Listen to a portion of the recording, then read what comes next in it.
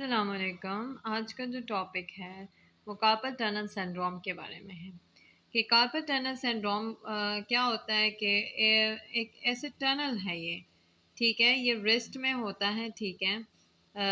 तो वो स्ट्रक्चर जो कार्पल टनल से गुजरते हैं उसमें जो है एक नर्व आती है और 9 टेंडन्स होते हैं, ठीक है। तो हमारे पास जो एक नर्व है वो मीडियन नर्व है, ठीक है। कार्पल टनल सिंड्रोम में मीडियन नर्व जो है, ये नर्व जो है ना कंप्रेस हो जाती हैं, ये इस टनल से गुजरती हैं, ठीक है। जब ये कंप्रेस हो जाती हैं तो हमारे पास नमनेस होती है। मीडियल नर्व जो है ना, ये हमारे पास ब्रेकियल प्लेक्सिस के जो मीडियल और लेटरल कॉर्ड है वहाँ से आती हैं। ये मोटर एंड सेंसरी नर्व है। इसके जो रूट्स है वो C5 से लेकर T1 तक है, ठीक है।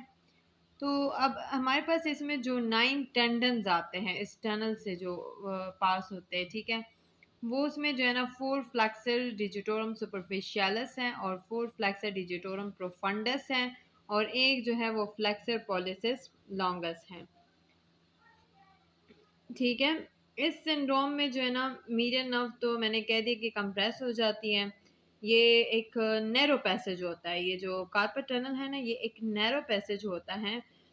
तो इसमें क्या होता है कि किसी भी वजह से अगर टनल के अराउंड कोई स्वेलिंग हो जाती है, फ्लूइड की वजह से कार्पल टनल फ्लूइड जमा हो जाता है तो उसकी वजह से ये पैसेज और भी नैरो हो जाती है, जिसकी वजह से ये स्ट्रक्चर जो है ना अफेक्ट हो जाते हैं।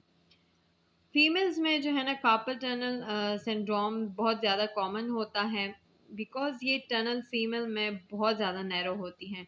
अक्सर जो फीमेल होती है वो कहती है कि हम जब कुकिंग करते हैं, ठीक है, तो उनका जो एग्रीवेटिंग फैक्टर होता है वो यही कहती है कि हम जब कुकिंग करते हैं तो हमें पेन होता है, हम नहीं कर पाते। तो फिर उसकी सेवेरिटी और इरिटेबिलिटी का हम पता करते हैं कि किस तरह कितना माइल्ड है, मॉडरेट है। एनसीएस टेस्ट करवाते हैं, ठीक है, कि कौन से लेवल पे जो है नर्व कंप्रेस हुई है। तो इस ये सब चेक करते हैं, ठीक है। तो अक्सर जो कंप्यूटर यूज़र्स होते हैं उनमें ये बहुत कॉमन होता है क्योंकि उनका रिस्ट जो है ना वो एक्सटेंशन में होता है, तो उनमें भी ये बहुत ज़्यादा कॉमन होता है। तो इस वजह से जो है ना उनकी जो वो नर्व होती है वो कंप्रेस हो जाती है।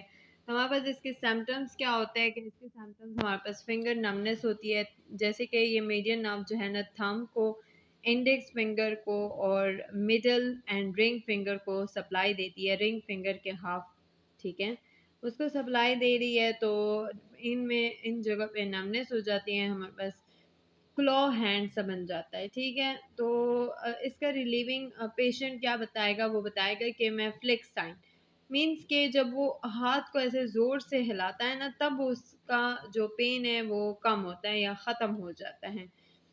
तो ये था कार्पल टनल सिंड्रोम के बारे में कि हमारे पास इसका प्रिवेंशन ये है कि उनको चाहिए कि ऐसे अगर वो कंप्यूटर यूज़र है, मैंने एग्जांपल दी कि अगर वो कंप्यूटर यूज़र है तो उनको चाहिए कि वो अपने शॉर्ट शॉर्ट ब्रेक्स लें अपने काम के दौरान, ठीक है, और ऐसे अपने अर्गोनॉमिक्स को भी थोड़ा ठीक करें। अगर उसका रिस्ट वो सही तरीके से नहीं वो रखता तो कोई रजिस्टर नीचे रख दे ताकि वो ये नर्व जो है ना कंप्रेस ना हो सके। तो शॉर्ट शॉर्ट ब्रेक्स भी ले, ये भी वो है, इसका प्रिवेंशन है।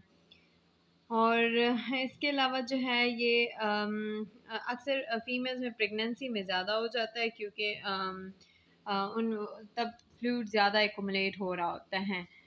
और इसके अलावा जो है कोई अगर रिस्ट फ्रैक्चर हो जाता है तो उसकी वजह से भी ये कंप्रेस हो सकती है नर्व। तो अगर हमारे पास मीडियन नर्व कंप्रेस हुई तो मीन्स एक कार्पल टनल सिंड्रोम है।